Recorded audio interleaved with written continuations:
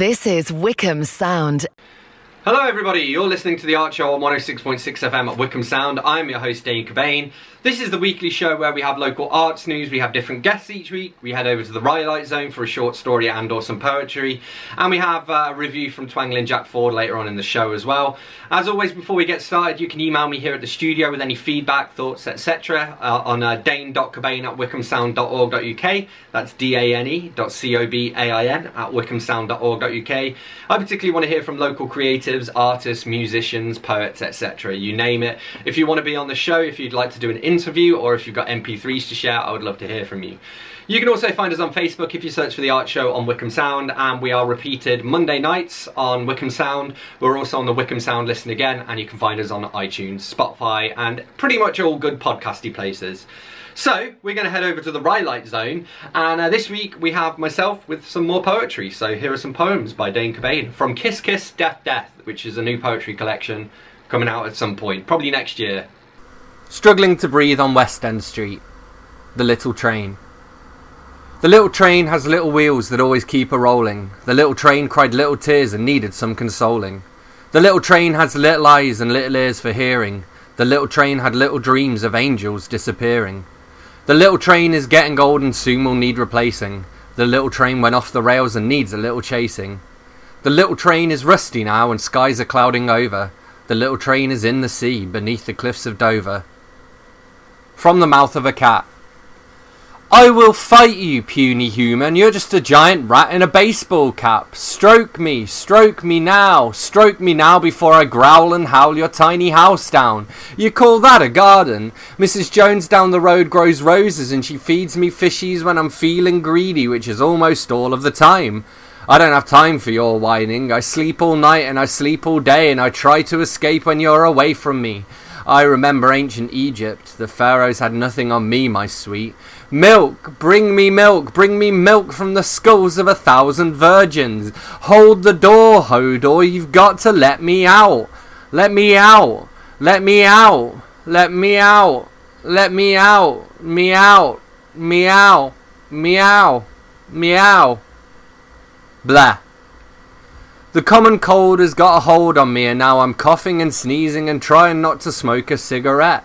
It's funny how we put man on the moon, smashed atoms together to find the Higgs boson and built our lives around convenience stores, but we can still feel ill and swallow paracetamol pills. Now, I'm not saying Big Pharma is selling soothers to boost their bottom line, but sometimes I think about Dickens laid up in front of an open fire, or Chaucer writing tales with a big red nose like Rudolph. I don't need germs or the lurgy to feel broken and dirty. I've been cold since I left the womb and now my empty room leaves me feeling blue and useless, so I'll wrap myself in a dressing gown and try to get some work done. I'll still be coughing in my coffin at the bottom of a hole that's cold and mouldy. I'd breathe deep but my lungs would weep and fill with liquid.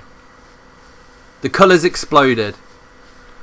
The colours exploded like a bomb beneath the water, and it all rained down in an oil slick, refracting light through a prism of your own creation.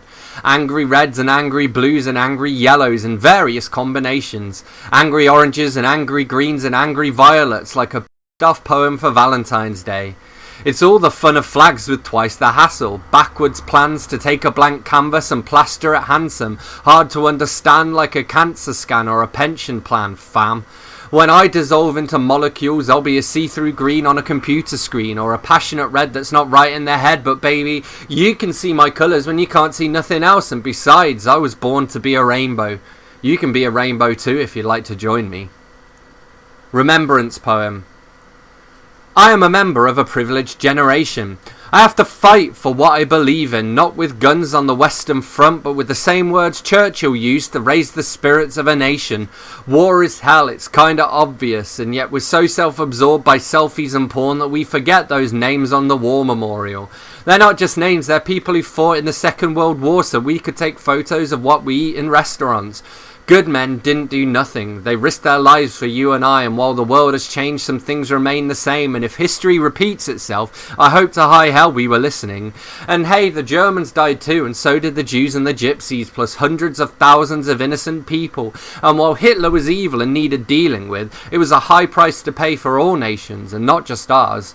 For every moment of silence, there's a lifetime of violence, and people paid the ultimate sacrifice.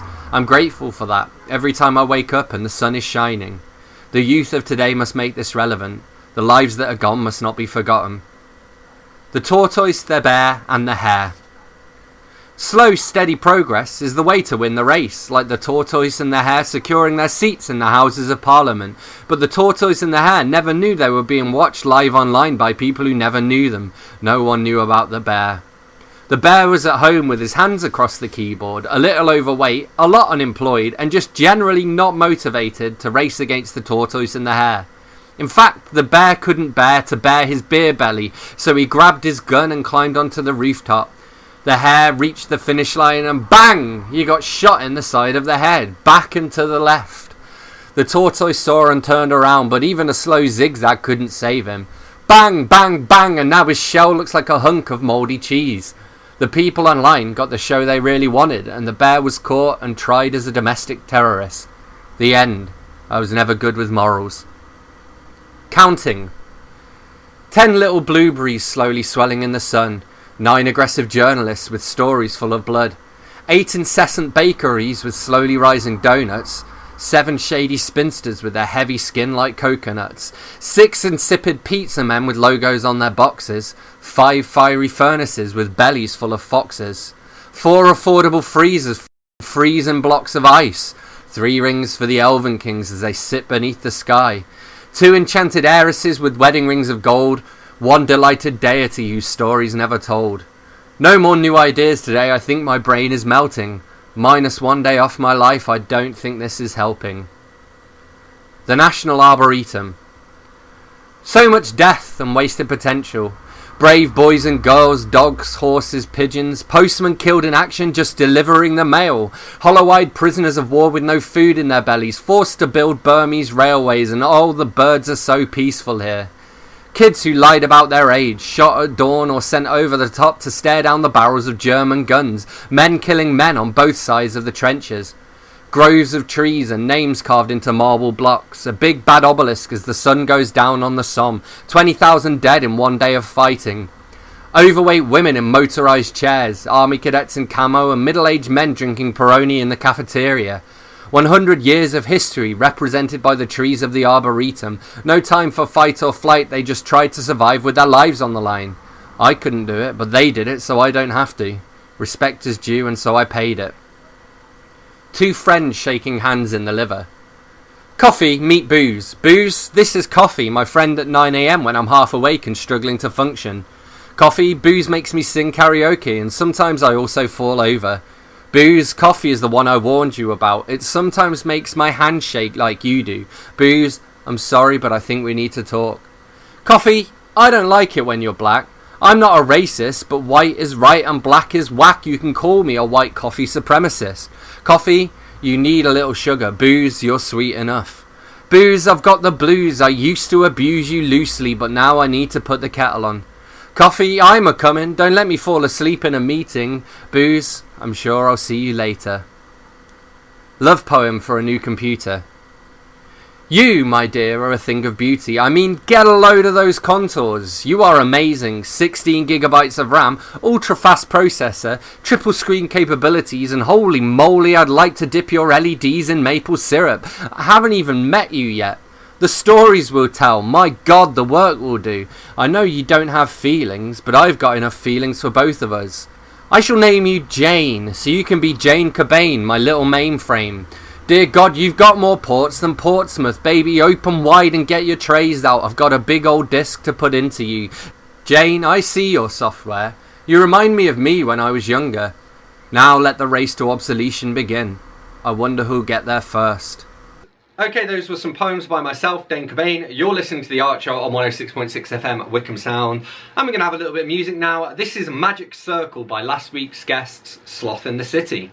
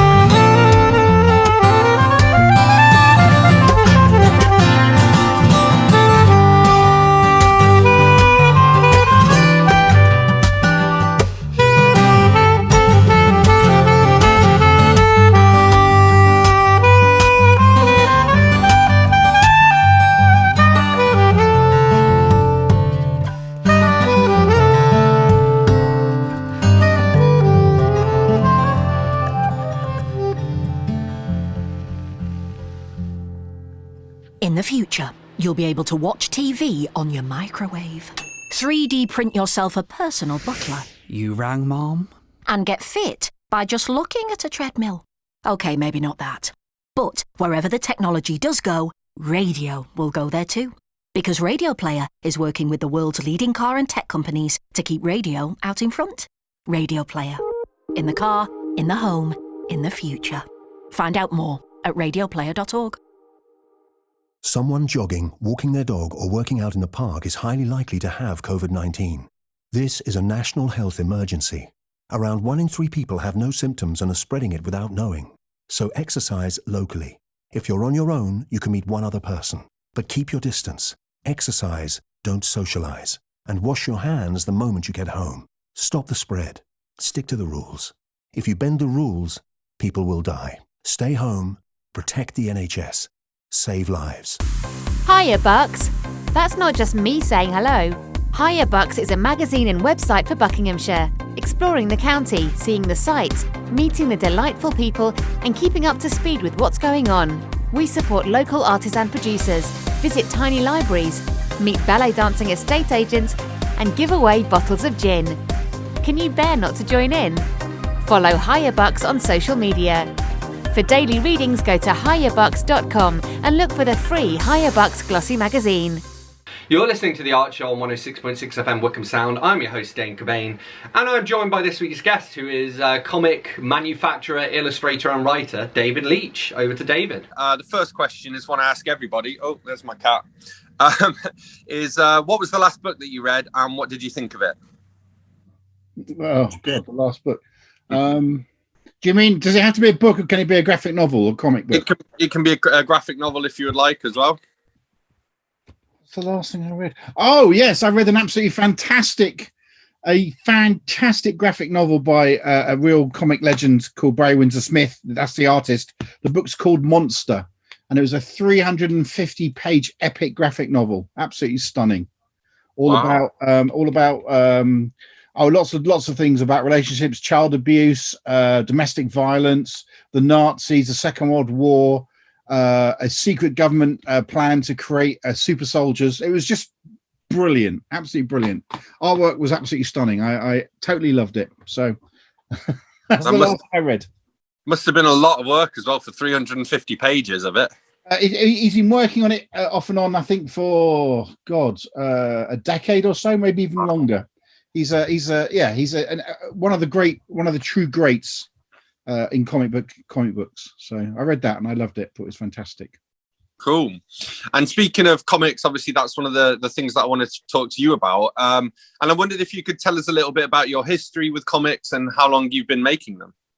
Well, I've been interested in comics my whole life. I don't remember a time in my life when I wasn't interested in comics. So all through school, all through everything, all I ever wanted to do was to make comics, draw comics. And every time anyone told me no, it made me want to do it even more. So it's just always been in my blood. I mean, I was inspired by comics from a stupidly early age, and I'm sitting in my library come studio here, and I got there's 4 books in here which were profoundly significant to me as a kid, and I've still got them because they inspired me so much. There's a Giles Annual. Giles is a famous British cartoonist. Over there, I'm pointing at my collection of Tintin books. I've got a book I was given when I was, I think, 3 years old called Tintin and King Otto's Scepter. I've still got that one. Up on this wall over here, I've got a Beano Annual from 1972. And I've also got my early Asterix and Gaul books. So things like the ones that inspired me as a kid were things like Asterix, the Legionnaire, Big Fight. I love the Big Fight. And Asterix and Cleopatra. So anyway, always been obsessed with comics. Nothing else mattered to me. Every time a careers teacher would tell me not to do it, get yourself a real job. They would tell me, get yourself a real job and do comics in your spare time. That made me want to do it even more. I did at one point. I was going to go and work do a management training scheme I had a Saturday job, and they offered me a management training scheme. And I nearly did that and then did comics in my spare time. But one morning I woke up and realized I couldn't do that. And so I got my mum to, we lived opposite we lived opposite Ealing College that had an arts department. So she walked across there and had a talk to the guy in charge of the course, and they saw my work. And this is well after ever places have been allocated. It was really was a last minute thing. Anyway, I got in. I had to get 3 O levels. I only had 1 at the time, so I resat my O levels, managed to get 2 more, scraped in, went to art college, and that was it. Spent the next, was it 4 years or 5 years in art college? Left art college, got my first job in 1987, working for the great British animator Bob Godfrey, who did Henry's Cat, Rhubarb and Custard, and he took me on as his ghost artist. And so my first job on leaving college was to draw Henry's Cat for newspapers and all sorts of different things. So I've been drawing comics professionally since 1987. So I've been in this industry in comics since then. So that's, good grief, 34 years. Yep, something like that. Yeah, so I mean, I don't draw comics professionally. Well, I do actually, but I don't make a living doing it anymore. I make a living now. I work as an editor. In fact, I work for a company called Titan Comics, and I'm their senior creative editor. So I'm in charge of things like Blade Runner, Phantom of the Opera, Rivers of London, Extraordinary, all loads of stuff. And in the past, I've edited books like Dan Dare, The Prisoner, Fighting American, Blacklist, just loads. And I'm in charge of doing all the old reprints because I love old comics. So I'm currently working on a collection of Peanuts, Flash Gordon. In the past, I've done Betty Boop. Oh my goodness, there's too many to name. So I think it's safe to say that comics are in my blood. Yeah, for sure. That's really cool as well. So you're sort of bringing back, comics from a previous generation and reintroducing them to a new generation as well. Yeah, I think so. I mean, I think a lot of the time when you're doing the old stuff, it tends to be so when you see reviews on Amazon, it tends to be books that grandkids buy their grandparents, as in, grandpa was alive when this came out, maybe he'll like it. So you get a lot of that going on. A lot of the time, the books also sell to collectors who are probably, they're moving on now in years, should I say? So they're buying it for nostalgic reasons. I think a lot of the time, I truly love old comics. I mean, that's what I think I return to, and I think a lot of the time, if you talk to people in comics, there tends to be a period of comics that they love and they return to. And I think that's the same for me. Is I love old comics. So for me, I go back to the 1950s, and I love Brit. I'm unusual, as in I like newspaper comics. That's always what inspired me. So I love collecting old collections of newspaper strips. So it's just like I say, it's just something that's just sort of completely obsesses me. Cool. So I wanted to talk to you a little bit about Psycho Gran as well. Oh yes. And I wondered, where did you get the idea from, and what is it about the character that you love? Well, funnily you should ask me that. So Psycho Gran was my first professional cartoon character. I'd done characters before, and they appeared in local newspapers and things like that. But Psycho was the first one for a national comic, and her coming into being happened like this, which was I was working for Bob, and one day I saw a brand new kids comic was being advertised called Oink. Now the thing about kids comics back then, anyway, was that they weren't very funny. So you'd have these kids comics, and they'd always end up with the punchline would always be chortle now for a slap up down the local chippy, or here's £5, and there'd always be reader's voice coming in saying, oh, that's great, that sort of stuff. So they weren't particularly funny, but Oink was different. Oink was something brand new for kids comics. For a start, most comics at the time were either produced by IPC, who were based in London, or DC Thompson, who were based up in Scotland or in Dundee, and then you had Oddums. Oddums was going out by then. So IPC was the big one. They're the big London ones. So comics used to be controlled and manufactured from the head office in London, but Oink was different. It was actually created and edited by three young blokes in Manchester.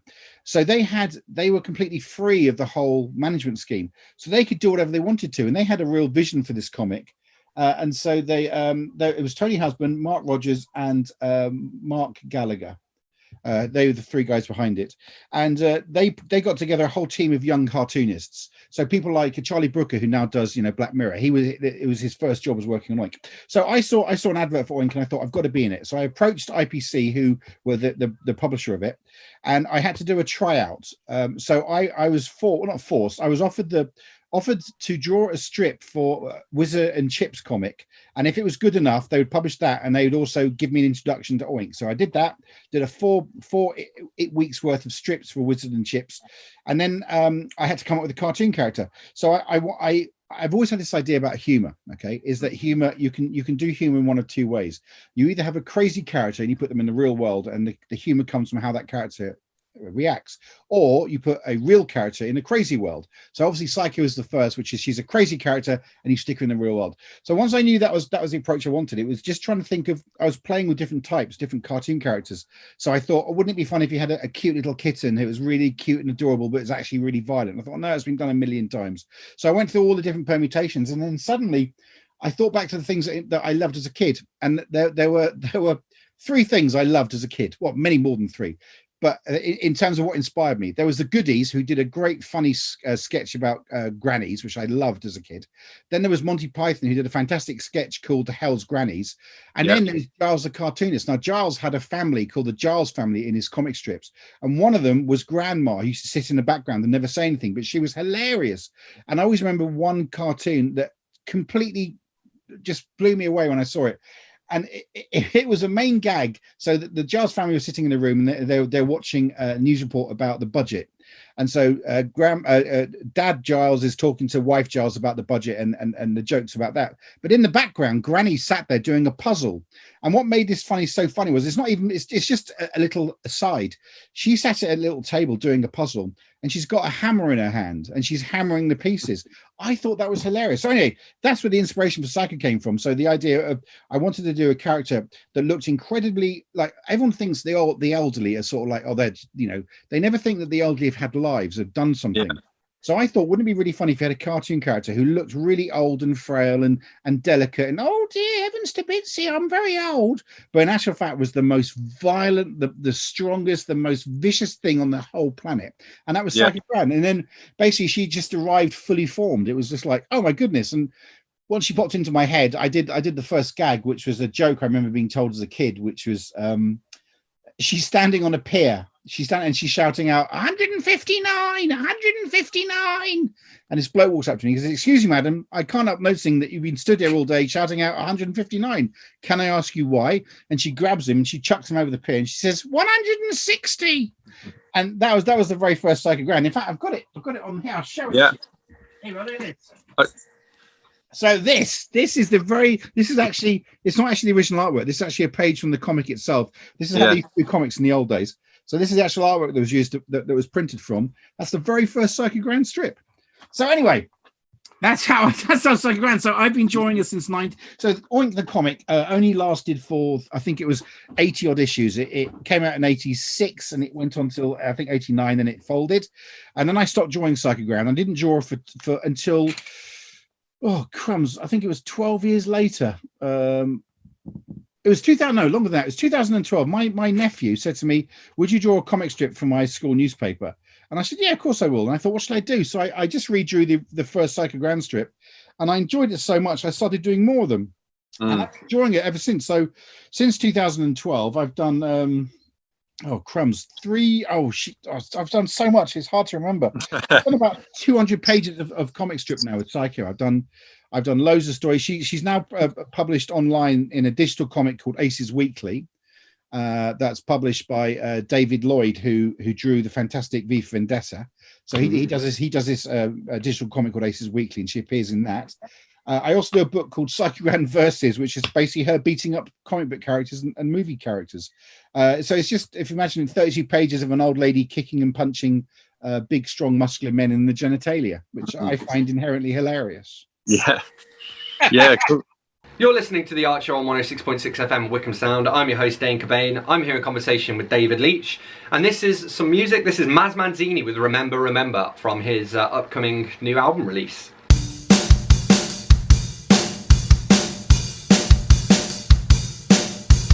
Now let's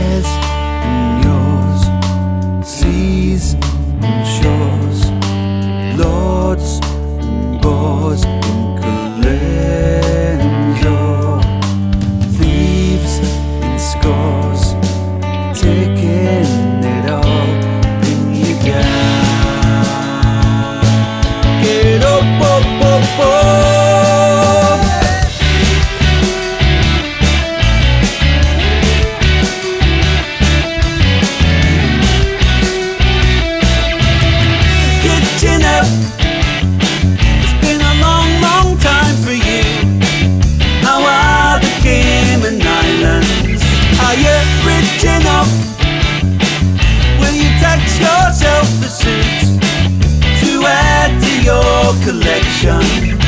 November, November, the darkness is set, burning summer dreams. Remember, remember the red on your chest, sacrifice on sea.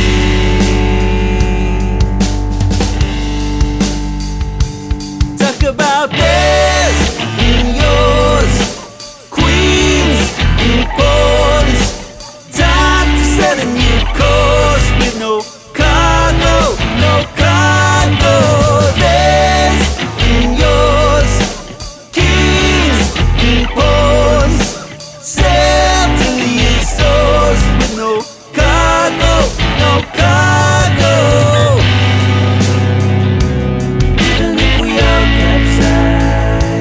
Talk about theirs and yours, champagne through straws, sharks and thorns in the shallow,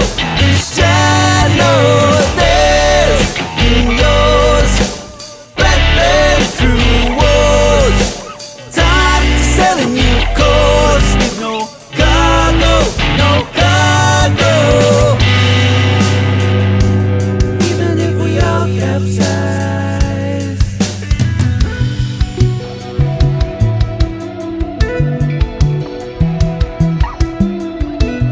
Even if we all capsize.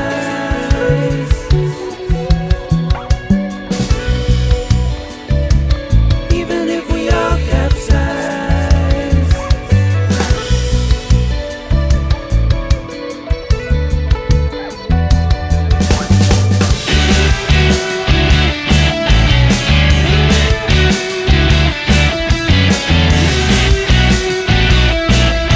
Remember, remember, remember, remember, remember, remember. That was Remember Remember by Maz Manzini. You're listening to The Art Show on 106.6 FM Wycombe Sound. I'm your host, Dane Cobain, and I'm here in conversation with this week's guest, who is comic creator David Leach. And you were selling some of those at the big arts market at Wycombe was. Arts Centre as well. So I picked up the first two issues of the Psycho Gran comic. I didn't get Psycho Gran Versus, but what was it like to exhibit there? And did you manage to sell many copies? I did sell. I didn't do too badly at all, actually. I mean, normally I sell at comic conventions. So, but obviously, there's not been a comic convention for nearly 2 years now. Yeah, I think COVID might have had a small part to play in that. So when I heard about the art centre opening, I got in contact because I really like the art centre, and I've met Dan before and really enjoyed talking to him. So I wanted to get involved, and I just thought it was a great space. I've never actually exhibited my cartoons with I'm doing rabbit ears, proper artists.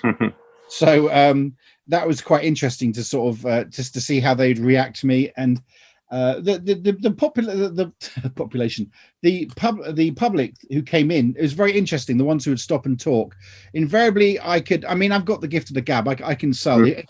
If you stop, I reckon I've got about 80% chance I'll sell you something, because I give you a story, I make jokes and that sort of stuff, you know. And I think people like the connection, they like the story. So it wasn't too bad. I found the Saturdays were great. The Sundays were a bit quiet. I didn't get much trade apart from the last Sunday. I did quite well at. So I did all right out of it. I was quite pleased. It was good fun to do it, and I'm looking forward to doing another one. Cool. It's just making me think about obviously the things like Comic Cons and things like that. Has anybody ever cosplayed as Psycho Gran? No, not as Psycho Gran, but I do have a character that I did back in the 90s, which put me on the map to a degree in comics. So it's the one thing I'm known for. It's the one thing I still have to sign when I do conventions. People come up to me, and it's a character called the Driver, who appeared in a comic called Toxic way back in the early 90s. He was an appalling character, genuinely horrific. He drove a 5-mile long truck full of toxic waste, and he basically fly tips it in America. And I remember back then in UCAC, they used to have costume parades. So it wasn't the same as it is now, where everyone goes cosplay. That you would have this costume parade, so people would then come in their costumes on the last day, and it was very funny. And some guy went on stage dressed as the Driver, which was fantastic. Yeah. So that felt amazing. I was really chuffed about that. But there have been some weird things. There was a guy on YouTube who not Psycho Gran, but he did. He put the whole of the driver to music, and he put it on YouTube, which was quite impressive. So every now and again, I'll see things that fans have done, and I'm always like, oh wow, that's nice. It's nice when you realise that you something that you've drawn or written has actually inspired somebody to do something else. I get a buzz out of that. You know, it's quite nice. Or especially when I meet young kids and I encourage them to draw comics, it's nice when they come back and show me what they've done. I think that's lovely. Awesome, cool. So in terms of the various comics you've worked on throughout the years, what would you say is the most sort of autobiographical comic that you've worked on?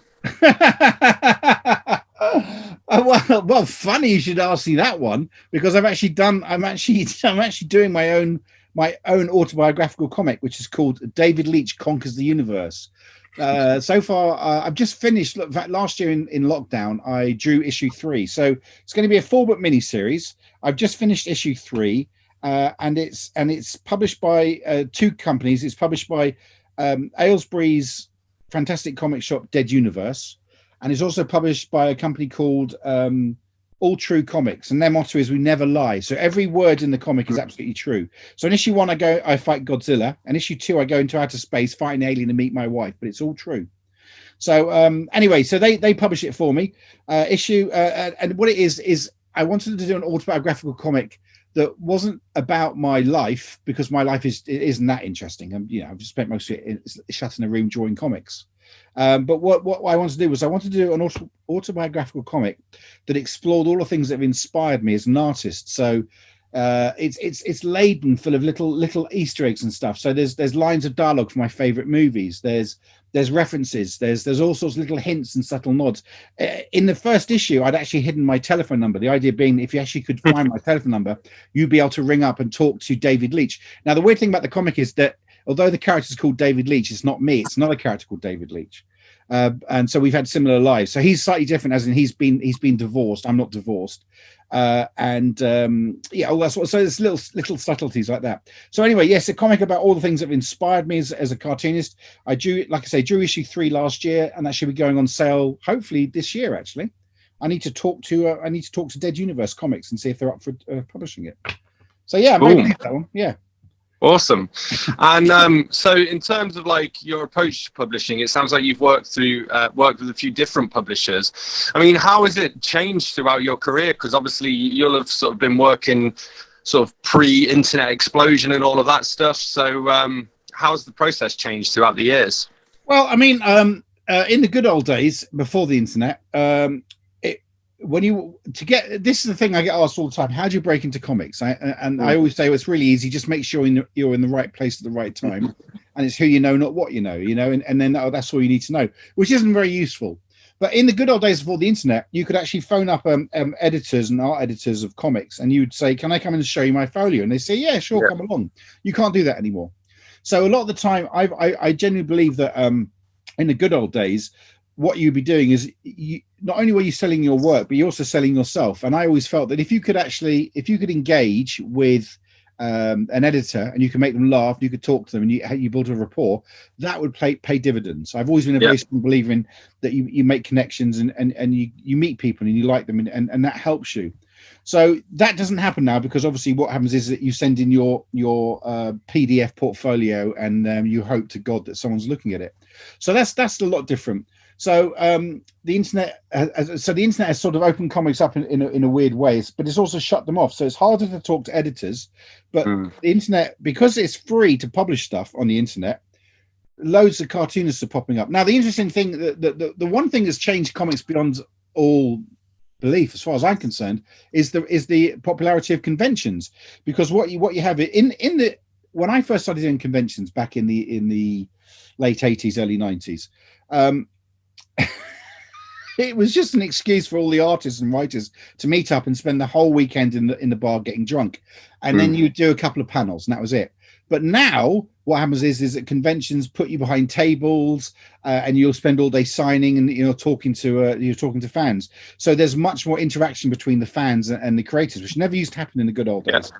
So what's also happened is nowadays conventions, you have this whole artist village, and you'll have a whole area of young. You can't call them professional because they're not being published. You know, they're publishing their own work, and they're basically, but that's not to do them a disservice. But what they're doing is they're creating comics and they're selling them to the punters one by one. So you'll have a situation, and you meet these creators, and it is quite wonderful, who are doing all sorts of different comics, and they're selling them to each other. They're selling them to people going through the markets and all that. So it's much more exciting that way. We used to call it fast fiction when back in the 90s there was this. You'd make your comic and you'd do little photocopies, and then you would staple them up yourself, and then you'd send them off, and then they get sold, and you'd make a little bit of money. But now you actually create these comics and you sell them direct at conventions. So that's changed the way that comics are dramatically, because the one thing that's happened with comics in this country in particular is that publishers don't take a risk with comics anymore. So in the good old days when I was a kid, there would be literally hundreds of comics. You walk into Smith's, you'd have a whole gondolas and shelves packed full of comic books. It's just wonderful.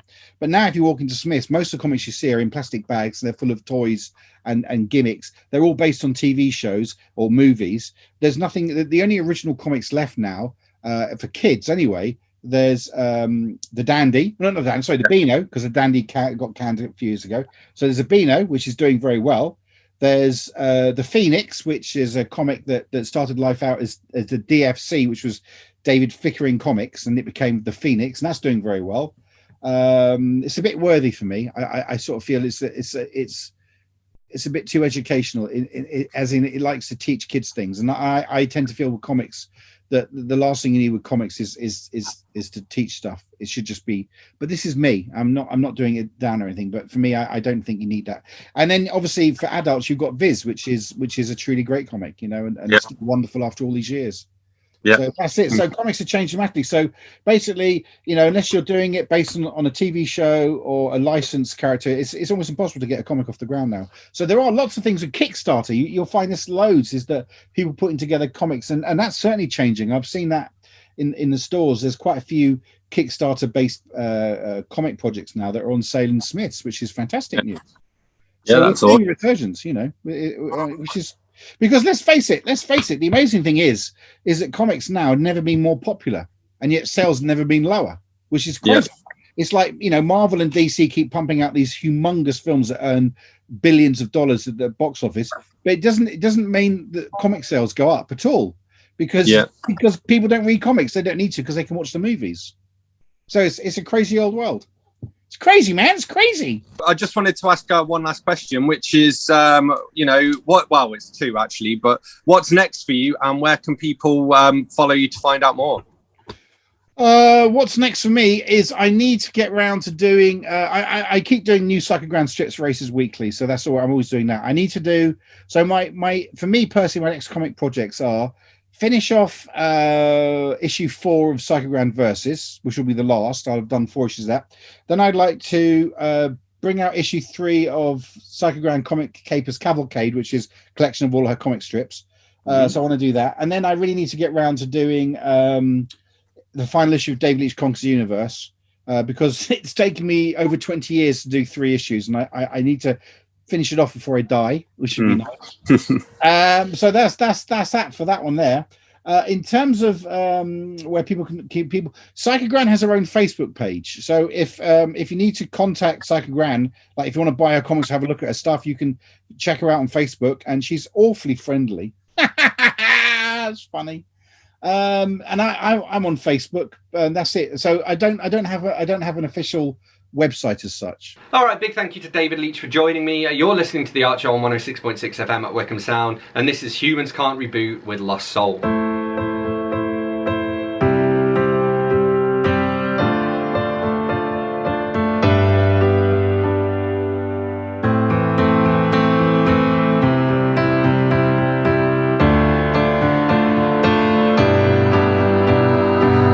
Searching for some happiness in my life, oblivious and forgotten. Shall I use this night? In this world I feel so empty and lonely.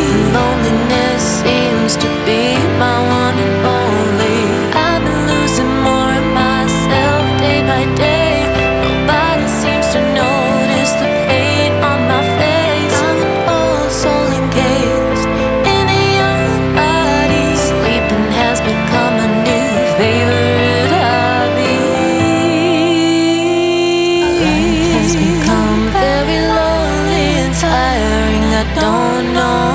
much, but I'm still breathing. I'm not living my life, losing slow motion. Lost soul, wandering in this ocean. Wandering in this ocean.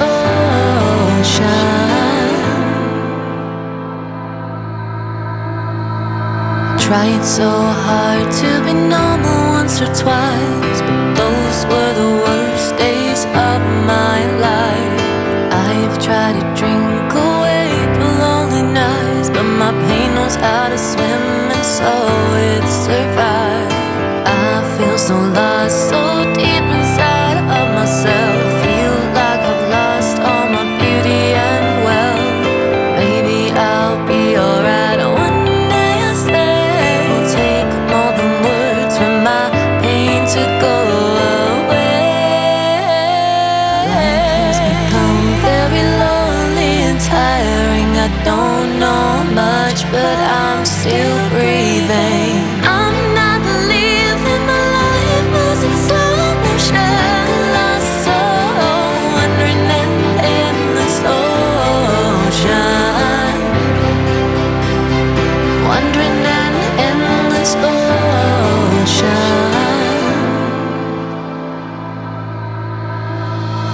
I wanna sleep until I'm healed. No amount of rest can cure the way I feel. I wanna ease the pain and tiredness within, so I'll just pretend to be okay and hope one day I'll win. It's become very lonely and tiring. I don't know much, but I'm still breathing. I'm not living my life, losing slow motion. Lost soul, wandering in this ocean. Wandering in this ocean. Someone on your street, at your supermarket, or in your park is highly likely to have COVID-19. This is a national health emergency. Around 1 in 3 people have no symptoms and are spreading it without knowing. So it's critical we stay home.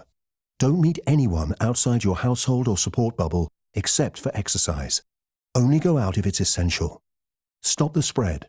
Stick to the rules. If you bend the rules, people will die. Stay home, protect the NHS, save lives. You could be driving in your car. You could be walking your dog. You might just be working. But whatever you're doing, you're also listening to Wycombe Sound 106.6 FM. And if you're in business, your potential new customers could be listening too. So talk to them and let them know what you have to offer. Radio is a cost-effective and proven way to get your message across. And Wycombe Sound 106.6 FM could put together an affordable package that could work for you. So call 01494 449900 or email contact@wycombesound.org.uk. How are you listening to this radio station right now? In the car, at home, online, on your smartphone, laptop, voice-activated smart speaker, tablet, fridge? Whew. These days, there are so many different ways to listen, it's not surprising radio is more popular than it's ever been. Wherever the technology goes from here, Radio Player is working with the world's leading car and tech companies to ensure that radio goes with it. Radio Player. In the car, in the home, in the future. Visit radioplayer.org. You're listening to The Art Show on 106.6 FM Wycombe Sound. I'm your host, Dane Cobain. And we're going to head over to the Ilk Shed now for this week's album review from Twangling Jack Ford. So over to Twangling Jack. Fleet Foxes. Now, I think we all get tired of Amazon telling us what we should like. But Amazon told me I should like the Fleet Foxes. It kept telling me. I kept going to Amazon and it kept saying, you should like the Fleet Foxes. And of course, I thought, yeah, what do they know? When has an algorithm ever been right? And then one day I took this album out from the library and I absolutely loved it. And it's a bit folky. Somebody described it as indie folk meets Gregorian chant. It's absolutely gorgeous. The songs are wonderful. The playing and the singing is wonderful. It's heart-stoppingly gorgeous. Fleet Foxes. Give it a go. Alright, big thank you to Twangling Jack Ford for this week's album review. Thank you to everyone whose music I played. Thanks in particular to David Leach for being this week's guest.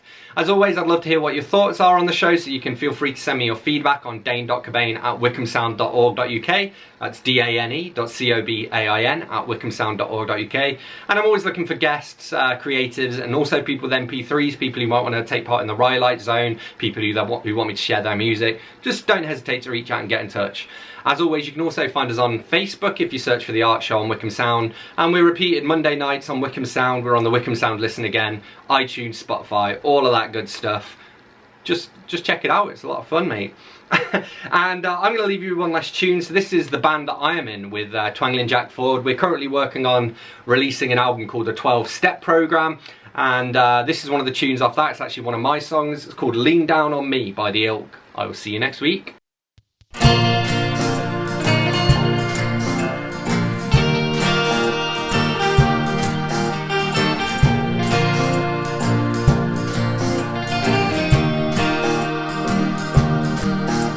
We started at the bottom and we met up at the top.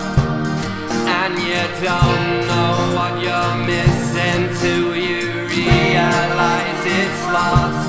And I don't know where you're going, and I don't know where you've been, but I will walk the road with you, my friend.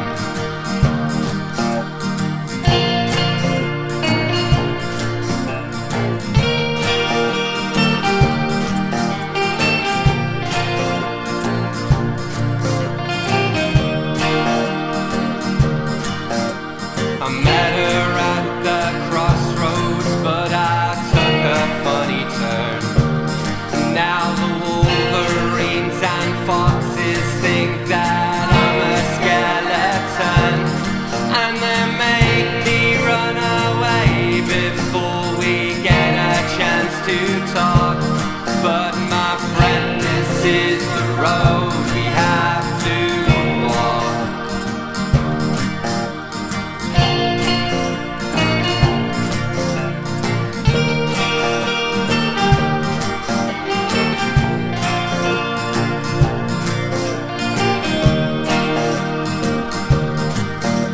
I think I ought to tell her that I really like her style, and I'd like to understand her and hang out for a while.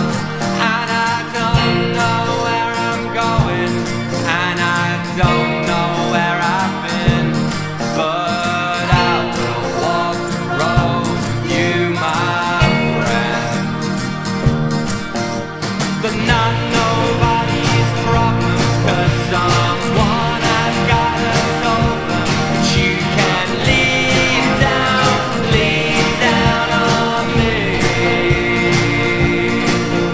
And when you got nowhere to stay, I'll help you find another way. So you can lean down on me.